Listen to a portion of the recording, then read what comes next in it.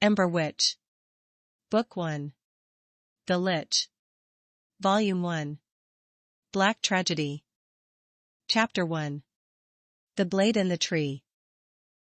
April 5th to August 12th, 457 BME. Fragment 1. The Wolf.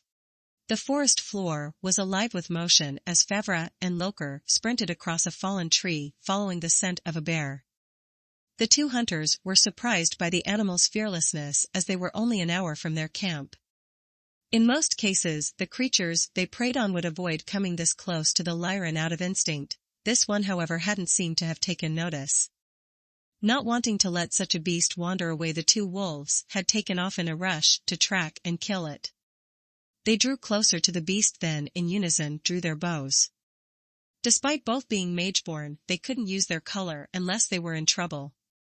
It was a safety measure that all packs had agreed upon in the earliest years under the gods. Fevra took a moment to identify the species, then aimed towards the tree line. He took a deep breath in through his nose, inhaling the musky scent, then let his arrow fly. It soared through the trees and stuck into the bark 5 feet from the bear, alerting it to its eventual fate. Fevra cursed as he watched the bear spring forward into a full sprint. "You've always been a bad shot," Lokir said as he fired his arrow, which pierced the bear in the leg. The beast fell to the forest floor, then stumbled back to its feet and began running again. "Yeah? So are you, it seems," Fevra said as he sprinted up the last portion of the tree and jumped off onto a large branch, then down to the forest floor. Lokir followed close behind as they followed the small trail of blood another mile. They had to climb and crawl through trees, bushes, and thickets of plant life before they caught up. It had collapsed to the ground, unable to move its leg any further. "You know what to do, make it quick," Fevra said as he approached the animal slowly. "Our prey has fallen and our hunt was well. Kelish, bring upon a swift rest, and etc. Allow your creation to bring us many meals to come," Lokir prayed, then let another arrow loose.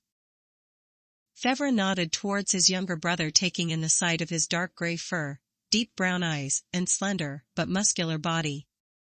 He drew his amber short sword and began cutting down large branches from the ancient pine trees they had lived among their entire lives. Lokir, having gathered ropes before they had left, tied the legs together, then using the branch Fevra had prepared, tied the bear to it as well. Retrieving their arrows with care, they picked the bear up and between the two began carrying it back to their pack. Only 20 minutes into their journey, Fevra tensed up, then without warning dropped his end of the branch. "Stop," Fevra said as he began looking around frantically. What's going on?" I can't see anything, Lokir," he said with palpable fear in his voice.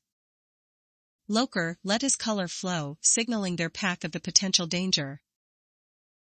"Your energy is the same as it has always been.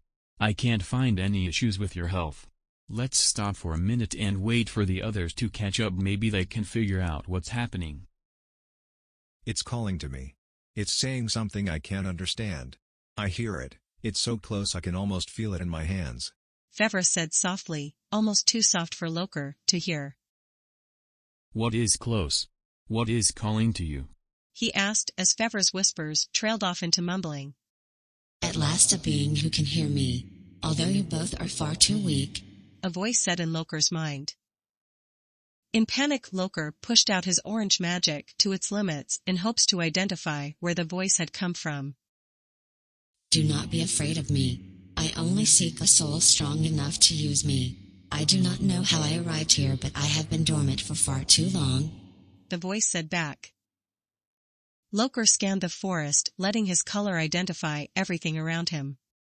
Birds, insects, trees, squirrels, baratics, and grass imps all came into focus through his color, but one thing stood out. A large empty void pierced through an ancient tree another 1,000 paces away from where they stood showed through his vision in a near-static pattern. Fevra pulled away from Lokir and began walking towards the void as if he couldn't help himself from doing so. "Fevra, wait. We should get your sight back before we do anything else," Lokir said, but his words went on deaf ears. It was like Fevra was lost in a trance, unable to hear or feel anything. What have you done to him? Lokir asked to the void. I have done nothing. I am a void in this world, a darkness in the force that surrounds us. The voice replied.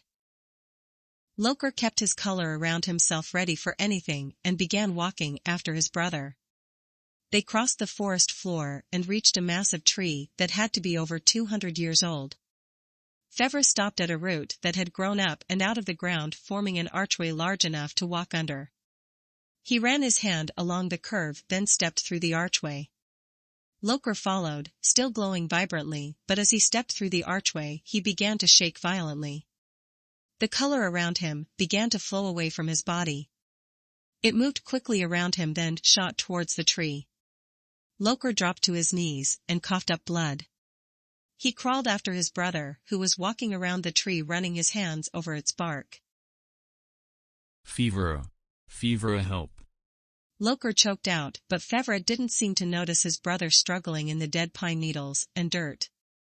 Fevra stopped moving as he felt a cold metal object protruding from the tree and ran his fingers along it. You are not who I seek, but will do fine for what I need now. A voice spoke loudly as Lokir looked up to his brother grasping the hilt to a massive black sword. Transparent but solid, the sunlight hitting it at just the right angle, letting the transparency show the angular complexity of the most beautiful diamond. Its deep black hue and see-through crystalline structure awed Lokir as he gasped for air while still bleeding from his throat. Lokir's color had been flowing around the hilt of the blade as he watched Fevra begin to pull it out of the tree. Fevra, don't. Lokir coughed, but again his brother ignored his plea.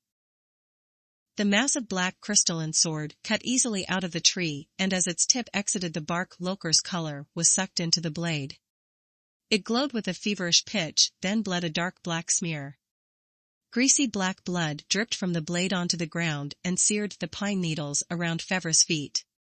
So that is what I felt. This world is full of deep and complex magic, far more complex than the world I was born from. Tell me, beast, does this world bleed magic like you do? The voice said into the silence of the forest. I will not answer until you release me and my brother. Lokir struggled to say as he clawed his way to his brother's feet. As you wish, the voice said, and without warning a deep black aura surrounded the blade. A shockwave exploded outward, and finally Lokir could breathe and move without struggle. He sat up, rubbing his throat, then looked to his brother. Fevra, are you okay? Lokir asked and began standing, but was stopped by the blade being put to his throat. I'm afraid he can't hear you. Now answer my question, the voice said, and Lokir swallowed deeply. He looked over his brother, seeing his eyes still a milky gray down to the bleeding crystal blade placed at his throat. Deep within the crystalline structure, a bright green eye burning like fire stared back. This land has magic all around it. It makes up everything. We Mageborn call it color, the aura that surrounds everything. Even our souls can be used as magical energy. Lokir answered, trying to keep his gaze away from the deep piercing stare of the blade. I see, that must be why you glow orange and your brother blue. The taste of this power is potent and very intoxicating. Perhaps the more I understand this magic, the better it will taste. The voice replied with a tone Lokir could only guess with satisfaction.